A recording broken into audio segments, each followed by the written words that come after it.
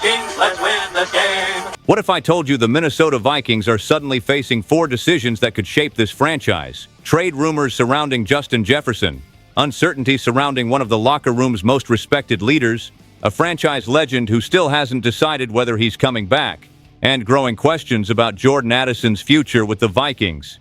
Vikings Nation, there's a lot happening right now, and every one of these stories could have a lasting impact on the purple and gold.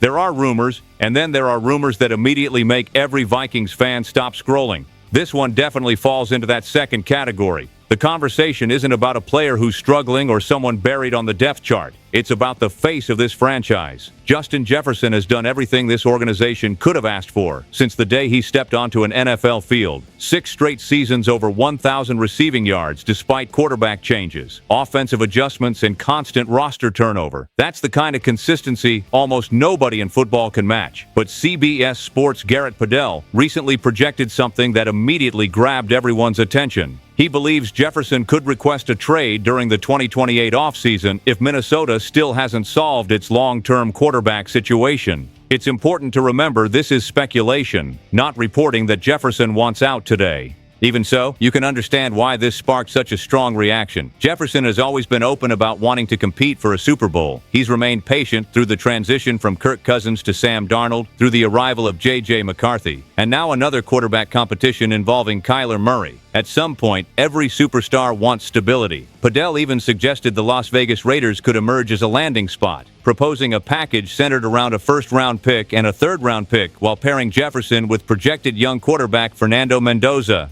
On paper, draft picks always sound valuable. Emotionally, there's no package that truly replaces a player like Justin Jefferson. That's what makes this situation so difficult. Minnesota already committed 4 years and $140 million to him through 2028, but another extension would likely carry him well into his 30s with an even larger financial commitment.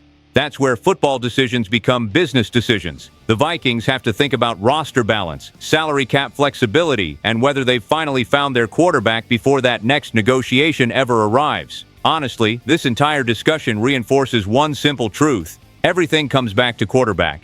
If J.J. McCarthy develops into the player this organization believes he can become, or if this offense finds lasting stability, most of these trade conversations disappear before they ever become reality. Until that happens, though, this storyline isn't going away anytime soon. Not every offseason storyline grabs national headlines, but some of the biggest decisions happen far away from the spotlight. That's exactly where the Vikings find themselves, with one of the most respected players in their locker room. Brian O'Neill has quietly become one of the foundation pieces of this team. He's been dependable, durable, a leader, and someone Kevin O'Connell consistently points to as an example for the rest of the roster. Yet he's entering the final year of his contract, and that's creating a negotiation with real complexity. ESPN's Kevin Seifert recently explained that everyone inside the organization appears to agree Minnesota wants O'Neill back.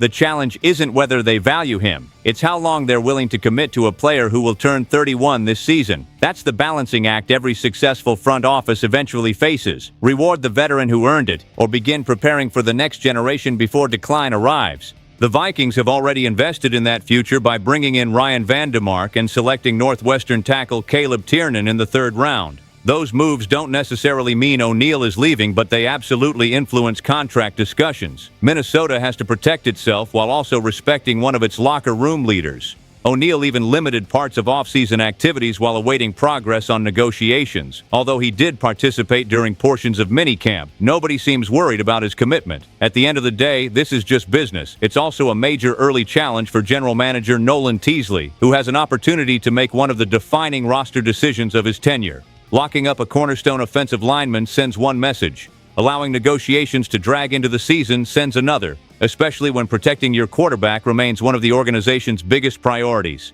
And while that situation continues to unfold, another beloved veteran has fans waiting for answers of a very different kind. Sometimes silence says more than any press conference ever could. There hasn't been a dramatic announcement, no emotional farewell, and no official retirement speech. Instead, Harrison Smith continues taking his time, and honestly, after everything he's given this franchise, he's earned that right. Alec Lewis of The Athletic recently shared that the Vikings are essentially preparing as though Smith won't return, even while leaving the door completely open if he decides he has one more season left. It's a fascinating situation because last year showed he can absolutely still play. Even in his late 30s, Smith logged nearly 800 defensive snaps, posted a solid defensive grade, limited opposing quarterbacks when targeted, and continued making plays against both the run and the pass.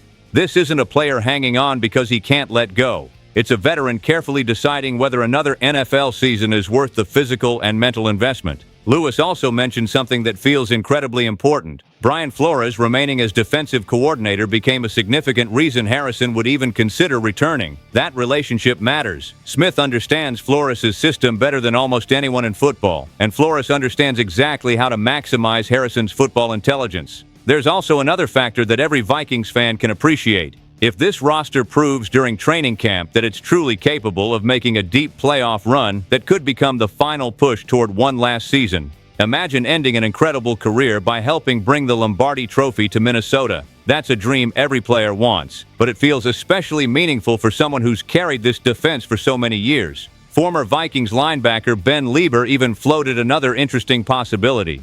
He suggested Harrison could wait until after the bye week, return in football shape, ease back into the lineup with a snap count, and then resume a full-time role. Whether that happens or not remains completely unknown. Still, hearing former players talk that way tells you something. Around this organization, there's genuine belief that Harrison Smith can still make a difference if he decides the journey isn't over.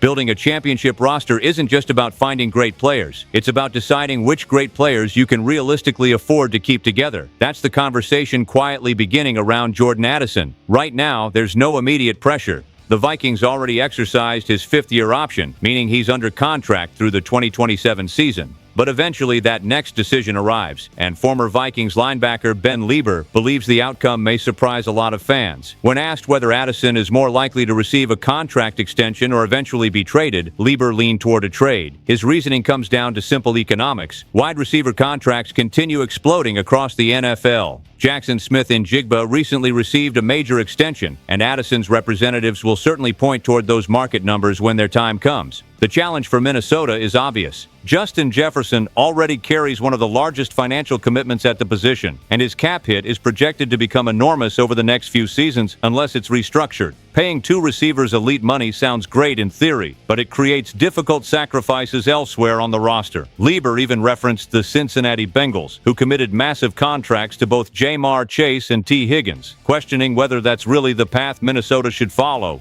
He admitted that if Addison seeks a deal in the neighborhood of $130 to $140 million, that's simply not a financial sandbox he'd want to play in. Then another wrinkle entered the conversation. Jason LaCanfora suggested the Baltimore Ravens should monitor Addison if Minnesota eventually makes him available, believing he'd immediately become a dynamic weapon in their offense. Again, this isn't reporting that the Vikings are shopping him. It's another projection based on future financial realities. Still, these conversations remind us how quickly NFL rosters evolve. Today's exciting young core can become tomorrow's impossible salary cap puzzle. If Addison breaks out with improved quarterback play this season, the decision only becomes more difficult. From a football perspective, that's a good problem to have. From a salary cap perspective, it's a completely different story. That's what makes this offseason feel so different. None of these stories exist in a vacuum. The quarterback situation could influence Justin Jefferson's future. Contract decisions will shape what happens with Brian O'Neill and potentially Jordan Addison. Harrison Smith's decision may depend on whether this team looks ready to make a legitimate run. None of these questions has an answer today, but together they paint a picture of a franchise entering a pivotal stretch. So now I want to hear from you. Which of these four storylines concerns you the most? Let me know in the comments, and as always, thank you for being part of this incredible Vikings community. No matter where this team goes from here, we'll be right here supporting the purple and gold. Stay tuned. Skol Vikings, let's go!